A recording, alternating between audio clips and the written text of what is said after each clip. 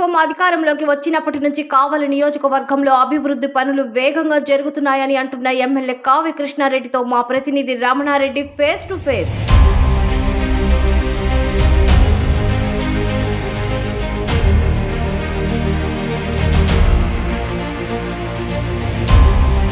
కావలిలో జరుగుతున్న అభివృద్ధి కార్యక్రమాలు ఏ విధంగా జరుగుతున్నాయి ఏంటి అనే దాని మీద పూర్తి స్థాయిలో మన కావలి ఎమ్మెల్యే కావ్య కృష్ణారెడ్డి మనతో అనేక విషయాలు తెలుసుకుందాం. సార్ చెప్పండి సార్, కావలి ఎలాంటి అభివృద్ధి కార్యక్రమాలు చేపడుతున్నారు, ఇంకా డెవలప్మెంట్ కోసం ఎలాంటి చర్యలు తీసుకుంటున్నారు? కావలి 18 నెలలు పూర్తయినటువంటి తరుణంలో నేను కావలి ఎమ్మెల్యేగా గెలిచి పలు అభివృద్ధి కార్యక్రమాలు నిరంతరం కూడా కావలిలో జరుగుతూ ఉన్నాయి. కావలి పట్టణాన్ని ఒక రకంగా పారిశ్రామిక ప్రగతిలో కావలి పట్టణాన్ని అభివృద్ధి చేయాలనేటువంటి ఒక ఆలోచన, చుట్టుపక్కల ఇండస్ట్రీలు రావాలి, ఇండస్ట్రీలు వచ్చినప్పుడు కావలి పట్టణానికి మౌలిక సదుపాయాలు కల్పించాలనేటువంటి ఆలోచనతో కావలిలో దాదాపు 160 కోట్ల రూపాయలతో ఈరోజు వివిధ రకాల ట్రంక్ రోడ్డు విస్తరణ కావచ్చు, డ్రింకింగ్ వాటర్ సప్లై కావచ్చు, అదేవిధంగా పార్కుల డెవలప్మెంట్ కావచ్చు, డ్రైనేజ్ వ్యవస్థని మెరుగుపరచడం కావచ్చు, అన్ని రకాలుగా కావలిలో ఈ రోజున అభివృద్ధి కార్యక్రమాలు చేయడం జరుగుతుంది.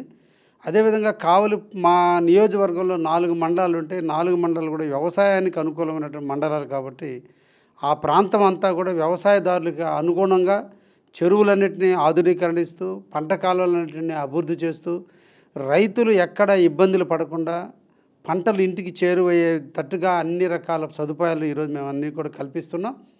గ్రామీణ వ్యవస్థలో ప్రతి ఊర్లో కూడా డ్రింకింగ్ వాటర్ అనేది ప్రధానమైన సమస్య ఉంది కాబట్టి జలజీవన్ మిషన్ కింద ప్రతి గ్రామానికి కూడా ఇంటింటికి ట్యాపులు ఇచ్చేటువంటి కార్యక్రమాన్ని కూడా ఈరోజు స్వీకారం చుట్టి ఇప్పటికే దాదాపు 27 కోట్ల రూపాయలతో జలజీవన్ మిషన్ కింద అన్ని మండలాల్లో ఈరోజు వర్కులు కూడా నడుస్తూ ఉన్నాయి. అదేవిధంగా రైల్వే క్రాసింగ్లు ఉండే దగ్గర అంతా కూడా అండర్ పాసులు ఏర్పాటు కోసం ఈరోజు అన్నిటి కూడా అండర్ పాసులు ఏర్పాటు చేయడానికి ప్రయత్నం కూడా చేస్తున్నాం.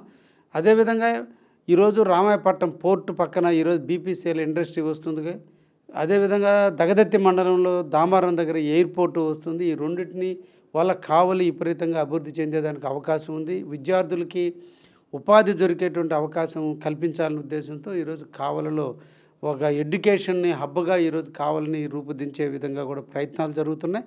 అన్ని విధాలుగా కావలి నియోజకవర్గంలో సుమారు ఈరోజు 360 కోట్ల రూపాయల నిధులు కావలికి రావటం, అన్ని ప్రాంతాల రోడ్లని అభివృద్ధిపరచడం, ఈరోజు కావలి నుంచి తుమ్మలపెంట వరకు రోడ్డు పూర్తి వచ్చింది. అదేవిధంగా దగదత్తి నుంచి బుర్చికి వెళ్ళేటువంటి రోడ్డు కూడా ఈరోజు పూర్తి కావచ్చింది.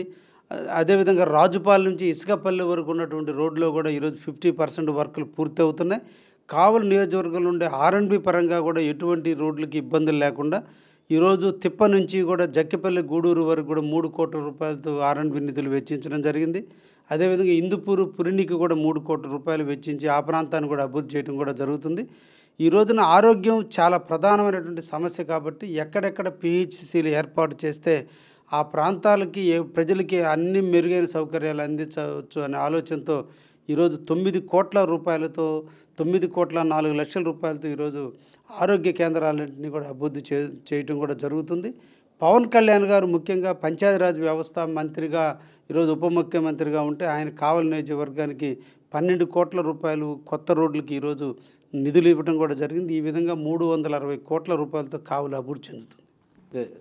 జిల్లాలో ఒక పెద్ద స్థాయిలో అభివృద్ధి పనులు తీసుకొని వచ్చి కావలిని ఒక నెంబర్ 1 మోడల్గా తీర్చిదిద్దుతామని కూడా ఎమ్మెల్యే కావ్య కృష్ణారెడ్డి తెలిపింది. అలాగే మంచి స్థాయిలో కావాలని నిలిచిపోబెట్టి ఏదైనా రైతులకు కావచ్చు, ప్రతి ఒక్కరికి కావచ్చు మంచి ఒక హెల్ప్ చేసేదానికి కూడా పూర్తి స్థాయిలో ముఖ్యమంత్రి కూడా సిద్ధంగా ఉన్నారనేది కూడా తెలిపారు. మన ఆర్యప్తో 9 టీవీ రమణారెడ్డి, నెల్లూరు నుంచి.